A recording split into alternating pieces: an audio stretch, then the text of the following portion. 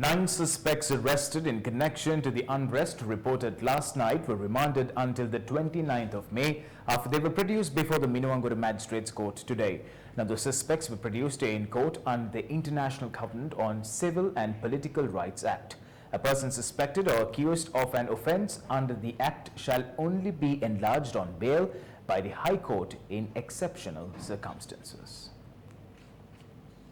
The Minuanguru Magistrates Court remanded till the 29th of May the 9 suspects arrested in connection to the unrest last evening.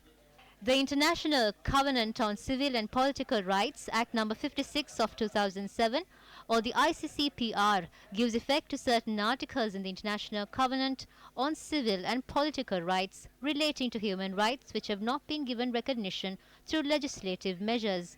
Section 3 of the Act states, I quote, "No person shall propagate war or advocate national, racial or religious hatred that constitutes incitement to discrimination, hostility or violence," unquote. The Act also states that an offence under this section shall be non-bailable and no person suspected or accused of such an offence shall be enlarged on bail except by the High Court in exceptional circumstances.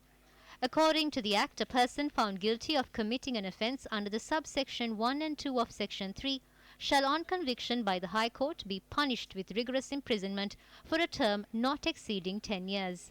මේ සැකකරුවන් කරු අධිකරණයට ඉදිරිපත් කළේ හදිසි අවස්ථා රෙගුලාසිවල තිබෙන. These suspects were produced in court under the provisions in the Emergency Regulations and the International Covenant on Civil and Political Rights Act. It must be said that bail can only be granted by a High Court. If anyone is found guilty of the offences under the Act, they will be sentenced to up to 10 years of rigorous imprisonment. This is in no way an issue between religious or racial communities. It must be clearly stated that these incidents were caused by a group of selfish, opportunistic individuals who seek to fulfill their narrow agendas. The police headquarters issued written directives to all senior police officers on the use of force.